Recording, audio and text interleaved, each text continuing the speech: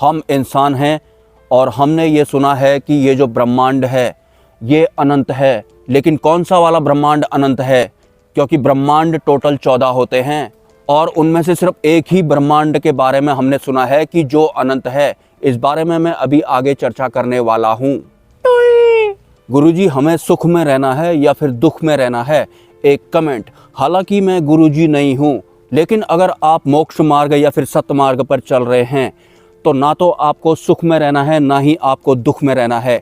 आपको आत्म भाव में रहना है। आत्म स्वरूप में अगर हम टिकते हैं तो ना तो हमें माया वाले दुख महसूस होते हैं और ना ही माया वाले सुख महसूस होते हैं। और वैसे भी मुक्ति का सरल मीनिंग यही होता है कि जो ये काल, कर्म और माया होते हैं, इनके आवरण में जो भी होता है वो जीव को, यानी कि हमें, परमात्मा के आवरण की वजह से महसूस ना हो। ये जो काल, कर्म, माया, जीव और परमात्मा हैं, ये सभी व्यवस्थाएं अनादि हैं, लेकिन जो परमात्मा हैं हम उनकी आत्मा हैं, या फिर हम उस वास्तविक परमात्मा के अंश हैं, या फिर वो परम आत्मा हैं और हम आत्मा हैं। हम वास्तविक परमात्मा की आत्मा हैं, लेकिन अभी हम जीव भाव में हैं। तो अगर हम काल, कर्म और माया के आवरण में रहेंगे तो हमें माया वाले सुख और दुख महसूस होंगे। लेकिन एक जीव होने के नाते या फिर परम आत्मा की आत्मा होने के नाते अगर हम परमात्मा की ही तरफ बढ़ते हैं, सतमार्ग की ही तरफ बढ़ते हैं, तो फिर ये काल, कर्म और माया का जो आवरण होता है ये हमें नहीं छू पाता है। क्योंकि काल, कर्म और जो माया होते हैं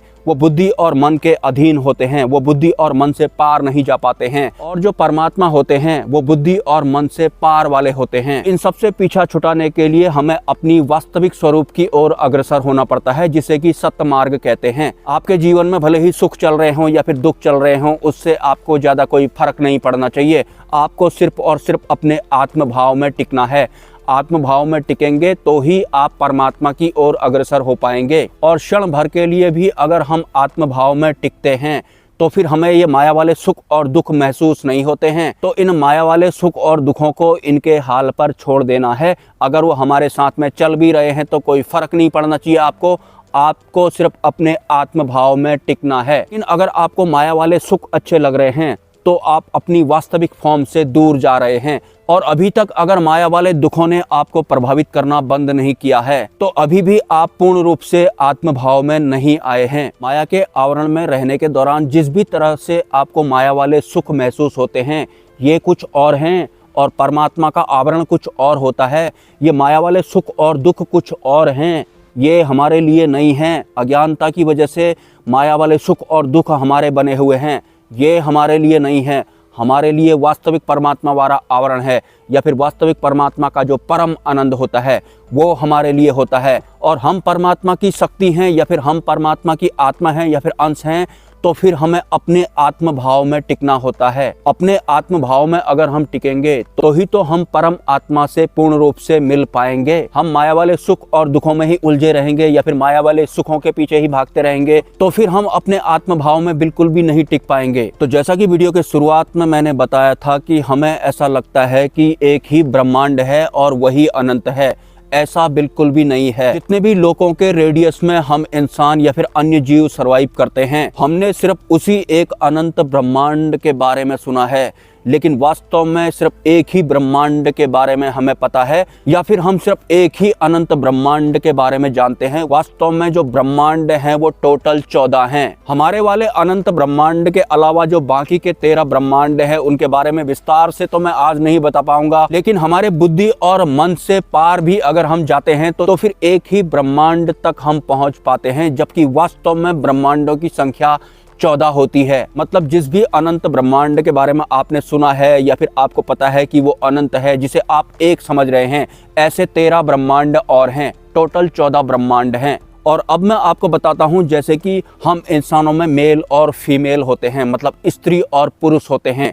तो जो ये स्त्री और पुरुष होते हैं ये इंद्रलोक, स्वर्गलोक और कुछ लोक हैं वहीं तक सीमित रहते हैं। उसके बाद स्त्री और पुरुष भी नहीं होते हैं। मतलब ये जो स्त्री और पुरुष वाला जो सिस्टम है उसके आगे को कुछ ऐसे लोग शुरू होते हैं जहां स्त्री और पुरुष भी नहीं होते हैं। मतलब स्त्री और पुरुष वाला भेद वहां नहीं होता है। जैसे कि आपने देव सत्ताओं के बारे में सुना होगा, भगवान शिव के साथ माता पार्वती हैं, भगवान विष्णु जी के साथ माता लक्ष्मी हैं, ब्रह्मा जी के साथ ब्रह्माणी हैं। लेकिन हम इंसानों को जो स्त्री और पुरुष वाले स्वरूप में दिखते हैं, ये सिर्फ हम इंसानों को इंद्रलोक तक या फिर स्वर्गलोक तक या फिर 2-4 और लोक हैं, वहीं तक ये हमें स्त्री और पुरुष वाले स्वरूप में दिखते हैं। उससे आगे की जो व्यवस्था है वहाँ स्त्री और पुरुष नहीं होते हैं, मतलब स्त्री और पुरुष जैसा वहाँ पर कुछ होता ही नहीं है। ये वास्तविक सत्य है। जैसे जैसे इन लोकों का विस्तार होता जाता है वैसे वैसे ये जो भेद होते हैं इनका भी समापन होता जाता है। हम इंसानों में ये स्त्री और पुरुष वाला जैसा चलता है, तो जो देव सत्ताएं होती हैं वो भी हमें स्त्री और पुरुष वाले स्वरूप में दिखती हैं। मैंने अपने बहुत सारे वीडियोज में बोला है कि जो ब्रह्मा विष्णु महेश हैं वो कोई 3 नहीं है, वो सिर्फ एक है। इसके अलावा ब्रह्मा विष्णु महेश के साथ जो फीमेल स्वरूप आपको दिखाई पड़ता है वो भी ब्रह्मा विष्णु महेश के साथ मिलकर 6 नहीं हो जाते हैं, वो सब एक ही होते हैं। वो तो हम इंसानों में या फिर हमारे लोक में स्त्री और पुरुष वाला सिस्टम चलता है तो वो हमें उसी स्वरूप में दिखते हैं, वरना ये सब एक होते हैं। और माता पराशक्ति के बारे में भी मैंने अपने बहुत सारे वीडियोज में बोला है कि माता पराशक्ति को आप ऐसा मत समझना कि माता जो आदिशक्ति हैं वो फीमेल स्वरूप में होंगी, भले ही उन्होंने अपने आप को फीमेल स्वरूप में दिखाया ही क्यों ना हो, लेकिन वास्तव में जो माता आदिशक्ति हैं उनका फीमेल स्वरूप नहीं है, ना ही उनका मेल स्वरूप है। जैसे जैसे इन लोकों के विस्तार होते जाते हैं तो वैसे वैसे हमारे इस भौतिक संसार में जो भी चलता है वो सब भी पीछे हटता जाता है या फिर वो भी धुंधला पड़ते जाता है। जो दूसरे डायमेंशन होते हैं या फिर जो ये टोटल 14 ब्रह्मांड हैं, यही देव सत्ताएं अगर किसी दूसरे डायमेंशन में होती हैं तो वहां इनका रोल बिल्कुल अलग ही होता है, जो कि हम इंसानों को दूर दूर तक कहीं समझ में नहीं आएगा।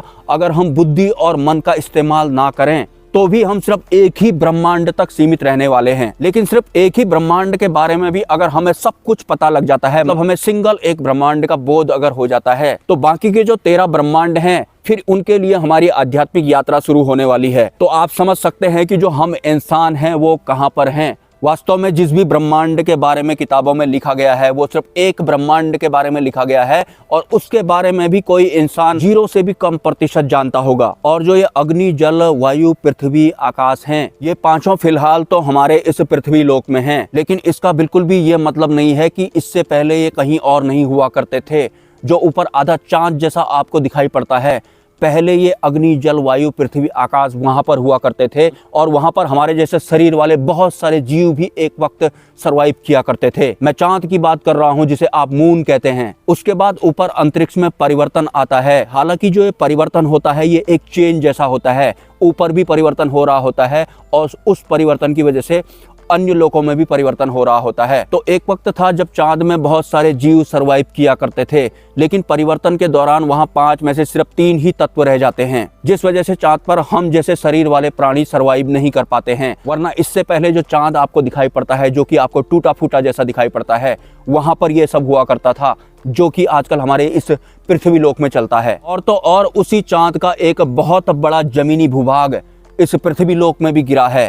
मे बी वो ये वाला जमीनी भूभाग भी हो सकता है, जो कि अब पृथ्वी का हिस्सा तो बन चुका है, लेकिन एक वक्त ये पृथ्वी लोक का हिस्सा नहीं था। लेकिन सवाल तो ये है कि जो चांद दिखाई पड़ता है उसके जमीनी भूभाग पर किसने प्रहार किया था कि वो चांद का टुकड़ा या फिर चांद की जमीनी भूभाग पृथ्वी पे जाकर गिरता है। चांद का नक्शा तो बदल जाता है, लेकिन पृथ्वी का नक्शा भी बदल जाता है। हालांकि हमें ऐसा लगता है कि ये जो पृथ्वी है ये शुरू से ही ऐसी होगी। शुरू से पृथ्वी ऐसी बिल्कुल भी नहीं थी। ये जो 5 तत्वों के बारे में आपने सुना है, अग्नि जल वायु आकाश पृथ्वी, इनमें से कोई भी पृथ्वी का नहीं हुआ करता था। ये सभी उस अनंत ब्रह्मांड से ही इस पृथ्वी में आए हैं। और इस पृथ्वी अग्नि जल वायु आकाश वाले जो तत्व हैं उनमें बीज भी होते हैं, जिनमें हम इंसानों के या फिर अन्य जीव जंतुओं के बीज भी शामिल हैं। मतलब हम इंसान या फिर इस पृथ्वी में जितने भी जीव जंतु आपको दिखाई पड़ते हैं ये भी इस पृथ्वी लोक के नहीं हैं। हम सभी की शुरुआत कहीं और से हुई थी, लेकिन हम इस पृथ्वी लोक के बिल्कुल भी नहीं हैं। आप इस गलतफहमी में बिल्कुल भी मत रहना।